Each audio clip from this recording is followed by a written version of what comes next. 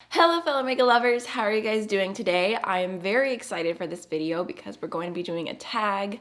I feel like it's been a hot minute since I did a tag, but this one felt like something I needed to do. So this is specifically called the new makeup releases tag, and it was started by Angelica Nyqvist last year, and then this year she went ahead and did it again and did a collaboration with Samantha March. I feel like it's really fitting that they did this collaboration together because they're both so well known for their Will I Buy It and new makeup releases videos, and I always mention them as being inspired to start my own series. Also, I'm putting a little spin on mine, so I thought I would focus this tag on all indie makeup releases. The first two questions say like what's the best mainstream, what's the best indie, but I'm just gonna do what's the best big indie brand release and what's the best small indie brand release, just to mix it up a little bit and kind of go along with my niche. And then also, this video is in collaboration with my friend Karen Harris. I've talked about Karen so many times. I love her. I feel like she is just such a good person, but also so much fun to watch on YouTube. So if you haven't checked her out, now is the perfect time. I will link her video down below. So the very first question, what mainstream release lived up to the hype most this year? Like I said, I'm gonna do what big indie brand or like a really well-known indie brand release lived up to the hype. And I actually did, like for most of these questions, pull out the products that I have. And for a lot of them, I have more than one answer. I hope that's okay. So the first pretty well-known indie brand release that I felt lived up to the hype that I wanted to mention, it was the first thing that came into my head, but I was hesitant to share it with you guys because I try not to do like favorites videos or like talk really highly of a product when it's super new to me and I haven't used it continuously for a long amount of time to really test it out, all that. But from what I've tried so far, I want to say that this product lives up to the hype. It's worth the hype, so I just had to include it. This is the Lunar Beauty Eternal Eclipse palette. I feel like this is absolutely stunning. I was really excited when I saw that it was releasing. Obviously the packaging is beautiful, but the actual colors inside are stunning. I really am loving this because I just feel like the shimmers are so intense and sparkly and there's different shifts. I feel like this is one of the most interesting neutral palettes. Overall, it's not very colorful, but it is special to me, so I just wanted to include that one. Again, I'm still getting to know it a little bit better. And then, you guys, I went all the way through Indie Makeup Spotlight all the way till January just looking at different releases, and I was kind of shook to see that this was in 2020, but the moment that I saw it released on January 4th, I was like, I have to include this as a release that was worth the hype to me. So this is the Glamlight Cake Palette. Can you believe this came out this year? This is the longest year ever. So I really love this. I've raved about it a lot. I just feel like this is one of the prettiest rainbow palettes ever. I feel like the shimmers in here are absolutely stunning. I stand by this palette. I love this one. I recommend it all the time, so I just thought I would include this as a release that was definitely worth the hype to me. I feel like Glamlight has become a pretty well-known indie brand as well. And then lastly, I wanted to include these blushes from Kosas. I definitely bought these because of the hype. I have the shade Velvet Melon and Eighth Muse, and these are both cream blush duos. So there's Velvet Melon, or yes, I'm like Velvet Melon. It's an odd name, but such a beautiful duo. And then Eighth Muse is just a little bit more pinky. And I feel like these look so beautiful on the skin. They blend beautifully. They last really well all day for me. So I just bought these because of the hype. I bought them because so many people talked about them. And I feel like Kosas, again, pretty, not like super well-known indie brand, but they're sold in Sephora. A lot of people know about them, so I wanted to include them here. So the next question is, what indie release lived up to the hype most this year? And for small indie brands, I'm gonna go ahead and say, first of all, the Kaleidos Fresh Fantasy Collection. I know not everybody loved these, but for me, they did live up to the hype. So there is the Lunar Lavender palette, and honestly, I felt like this was one of the most hyped releases because when the picture posted, like people went crazy for it, and I don't blame them because this palette is absolutely stunning. It's one of my favorite purple palettes. I just love the colors in here, so that one really was worth the hype to me. Other one that they released in that collection was called Sashimi City.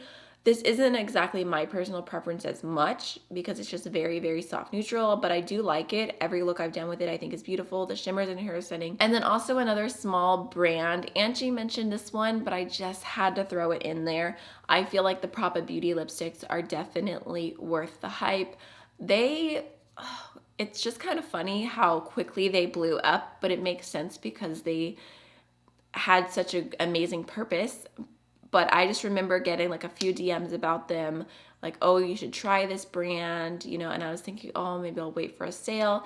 And then I just kept getting DMs. So I went ahead and just made an order because I'm like, okay, people want to hear me speak about these. They ended up sending me the shades that I hadn't bought myself, but I feel like they really are worth the hype. They are not specifically geared towards me because they're a nude lipstick line that is meant to be beautiful on deep skin tones. They're made with deep skin tones in mind, which I think is amazing because a lot of nude lipstick lines aren't. Two lightest shades work as perfect nudes for me. I went ahead and pulled out Victress here, which is one of my favorites. And then I've worn a lot of the other shades, which are like really deep, rich, warm tones on me. I've worn those a lot for fall. They're super comfortable. They're more on the satin, creamy side. I kind of compared them to the ColourPop Luxe Creme lipsticks a little bit in formula, but I really, really like them. I think they're affordable and really, really great. Okay, so the third question is, which releases did not live up to the hype? And I'm just gonna throw the picture on screen. There was a collection from Odin's Eye Cosmetics that released, and honestly, I felt like this didn't live up to the hype. I received them early in PR and I was excited to try them, but I feel like for me, like the collection just it wasn't a home run for me because the big palette had pressed glitters in it, which you guys know is not my personal preference. And then the little palettes, like they were all cute and like they were decent quality, but also they didn't super stand out as something really, really special. And I felt like that release in general was like just tiny little bit overhyped. And then I also wanted to throw in the like Makeup Geek rebranding. They came out with a new matrix system and it didn't feel like that revolutionary of an idea. I felt like some of the shades that they used to have, they reformulated them and they weren't as good, or they changed them a lot, or like, so I was disappointed in that, in like the shades that I tried myself. Like they weren't bad quality. I guess I was expecting more. Okay, so question number 4 is, what was the biggest curveball? And this one was super easy. I have to say the Menagerie Arthurine blush palette, because I bought this specifically to review. I was like, I know I haven't even filmed a full review on it yet because I'm a mess, but I bought this specifically to review because I thought you guys would want to hear my thoughts on it. And I wasn't expecting to love this palette. I just bought it to review. Like if I didn't have a channel, I would have just not bought this, is what I'm saying. And that doesn't happen that much. Normally it's like a little bit like, ooh, I want this. And then also it's like, ooh, I can review this. It's a mixture for a lot of the purchases that I make. But this one was strictly business. But I have to say that I actually love this palette. I feel like as a blush palette, it is pretty. And there's a few shades in here that I'll use a lot for blush, especially the lighter shades. These ones here are ones I would see myself using more for blush. But the thing about this is that it makes the most beautiful eyeshadow palette, and these blend and build so beautifully on the eyes. Like for being blushes, they're some of the best eyeshadows. Honestly, like I had no issues. They're all absolutely stunning on the eyes. So I just feel like this is super versatile, and also it's one of the most unique blush palettes that I've seen. Just the colors in here, like between like the different purple tones, the true rich red, the yellowy orangey tones. Like I just feel like there's so much going on here, and I'm really, really, really glad that I bought it. And then question number 5 is, what was the biggest letdown / snooze fest of this year? And I have one for a letdown, and I have one for snooze fest, and I have the releases here with me. So for the letdown, I originally was thinking of including this as a release that didn't live up to the hype, but then I was like, you know what, there wasn't that much hype surrounding this, so I'm just gonna do Letdown. This is the Alien Cosmetics quads, and I bought all 4 of these. I think I may have spent like $50 total for all 4 of them, so I wasn't like super mad at it, but I just was really sad about, I have a hair that's bothering me. I was really sad about the quality of these because they just feel very like cheap. Like they remind me of like the formula that Morphe used to have when they like just started selling products. I'm not even gonna sit here and go through all of them. The color stories are pretty, but the quality definitely left something to be desired. I have a full review video if you wanna see, but wasn't a fan of those. And then as far as a snooze fest goes, I feel really bad, but this is the first thing that I thought of. The new BK Beauty True Beauty palette, and it's nothing against this palette because I don't think it's a bad palette, and when I first saw it I thought it was pretty, but it just applies so softly. I'll show you what it looks like. So here's what it looks like. If you love very soft satiny looks, this could be for you.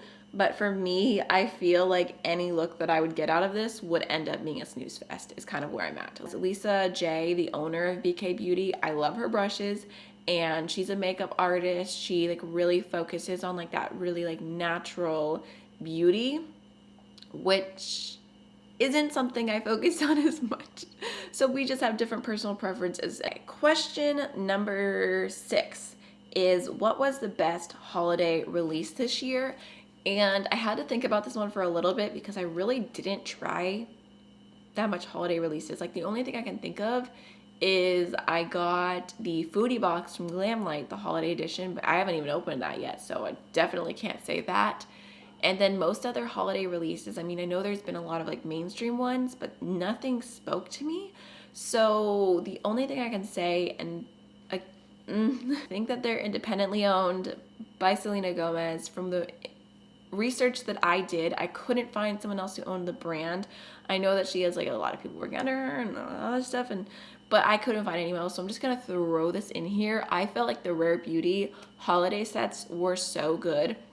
They had different ones with like a variety of their cheek and lip products, and I was just really impressed by them, like the colors, the quality, and it kind of sold me on Rare Beauty a little bit because when Rare Beauty first relaunched, I didn't buy anything, so it felt like the perfect opportunity to get to try a lot from them for not too much and have all these cute little minis.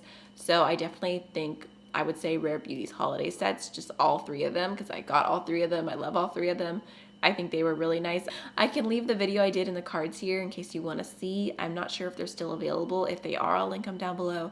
But I was really impressed by them. And like I said, I don't really have other holiday releases to throw in, which even like, okay, Terra Moons, they had their El Barrio palette, and that was really beautiful, and I think it was kind of like their holiday release. But I guess I don't think about that from the beginning because it doesn't really like scream Christmas to me. Oh, and there was the DJ's Unique Boutique palette again, but that's it was called The Reason. It's a holiday palette. I guess I was just thinking more like typical holiday releases, but actually those were beautiful as well. So I'm just gonna like include all of those. So question number 7 is, what was the best collab of 2020? And I feel like there's been so many different beautiful indie collaborations this year. One that comes to mind, but I feel like I can't like say specifically for this question, would be the Butte Bean and Shroud Cosmetics collaboration. I mean, it's just so beautiful, but I don't have it in my hands yet, so I can't like for sure say that it was like the best collaboration, but it is a really beautiful color story. I also really enjoyed the Ofra and Samantha March collaboration, but the top one in my head that came to mind is definitely the Neon MUA and Midas Cosmetics collaboration. I feel like this was one of the best collaborations, specifically because of the shade range that was available from Midas Cosmetics. I'm gonna leave a picture on screen. I just felt like it was so inclusive.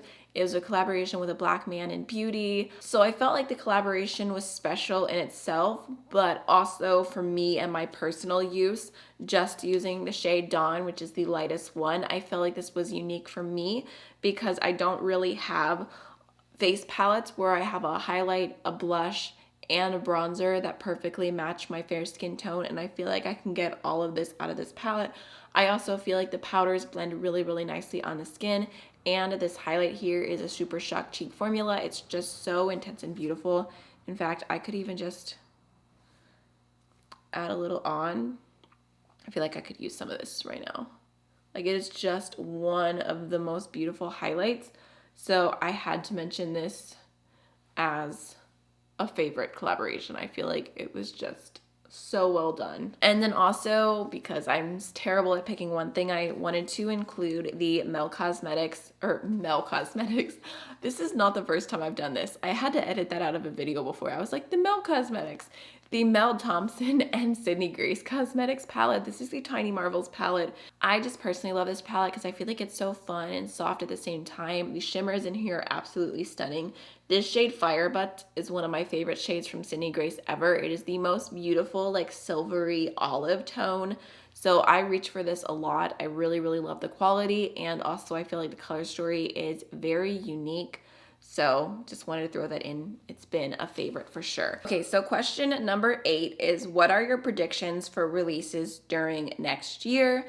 And thinking specifically indie, I feel like there's gonna be a lot more cool toned releases. I just feel like cool tones are more in. I feel like there's probably gonna be a lot of brands focusing on like sparkly, multi-chrome, duochrome shadows. I know we've seen that a lot this year, but I feel like it just keeps building and building and building. And I feel like that's a way a lot of brands are kind of like getting a lot of outreach, because it's like, what is that amazing sparkly everything? And it's like, oh, it's this little brand, you know, da-da-da. So I just see a lot more brands focusing on that and just having full lines of super special shadows. I think that a lot of mainstream brands are going to be doing multi-chromes. I guess those are just a few guesses I'll throw in. I feel like that's definitely not my strong suit, but I really hope you enjoyed this video. I hope you go check out Karen's. I can't wait to see what she says are the best and the worst and the letdowns for this year's releases, and I will see you guys in the next video tomorrow. Bye.